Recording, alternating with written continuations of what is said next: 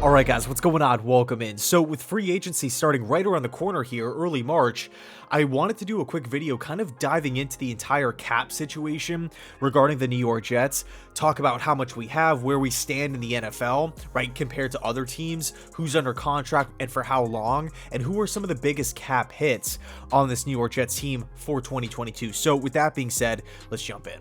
So as we stand right now, the Jets are in fact a top 5 team in available cap space. That is big time. According to overthecap.com, we're sitting right now roughly at around the $51.3 million mark. That's a lot of money. Okay, let's not kid ourselves. That's not one free agent signing. That's not 2 free agent signings. We can be adding a lot of players here with that number. By the way, this is before cuts. So the Jets will have more opportunities to clear up cap space, but of course that goes with every other team, so expect to see some teams leapfrog others as far as the cap space race is concerned.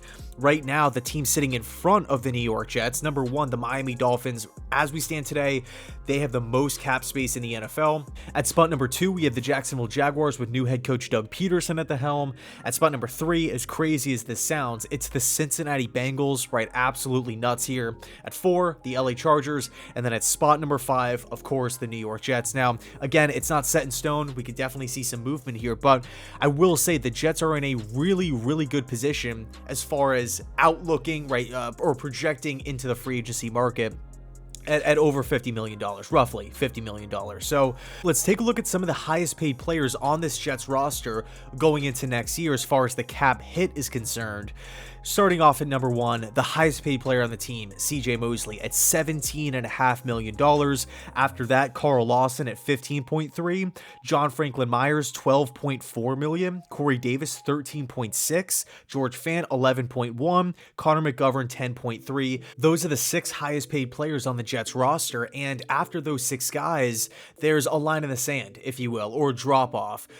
There's not really that menacing number, that intimidating cap hit for any other player. There's not really a contract worth mentioning outside of those 6 guys. I mean, all 6 players are in the double-digit mark, so those are really the big contracts that this team has to take into account next season. As far as potential savings or cuts are concerned, the 2 players that instantly pop into my mind here, Greg Van Roten, offensive lineman. If the Jets were to part ways with GVR, they would save roughly $3.5 million.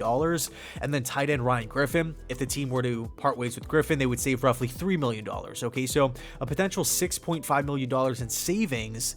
I think right now the Jets would be in a similar position without those guys, right? I really don't feel like either player puts this team over the top, and the $6.5 million, I feel like for me at this point is more valuable to keep or to save rather. So we're looking at where this Jets team stands right now. We are in a fantastic position, but here's some more good news. We look at the young cornerstones of the franchise. I wanted to bring this up as well as far as how long we have these young players for, just to put it in perspective. So for Zach Wilson and AVT, both contracts are set to expire in 2026. That's with the 5th-year option included. As far as both Michael Carter's go and Elijah Moore, those contracts are set to expire in 2025.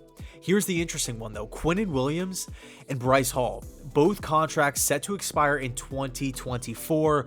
Interesting stuff there. Okay, because both guys I could see being here for the long haul, and they're quickly coming off of their rookie deals. So we have to take that into account. We have to make sure, hey, if Quinnen is in the plans, we get something done relatively soon. Same, of course, with Bryce Hall. Now, of course, there's this big argument, oh, Robert Saleh on this Jets defense, they don't value corners or anything like that. So I hope this Jets team brings back Bryce Hall and we don't have that or throw that card out there when it's time to pay Bryce. But I mean, other than that, I mean, I really feel like the Jets are in a good position to not only just add talent to the team, draft aside, but just free agency, potential trades, adding talent, adding proven talent, and then also keeping the young cornerstones on the team for literal years and years to come. So exciting stuff. Anyway, let me know your thoughts down below in the comment section about the cap space, who you want the Jets to target as far as different positions and whatnot are concerned with tight end and everything. So many holes, so many vacancies. This should be a pretty busy offseason. I can't wait. Anyway, thanks so much for watching, and as always, go Jets.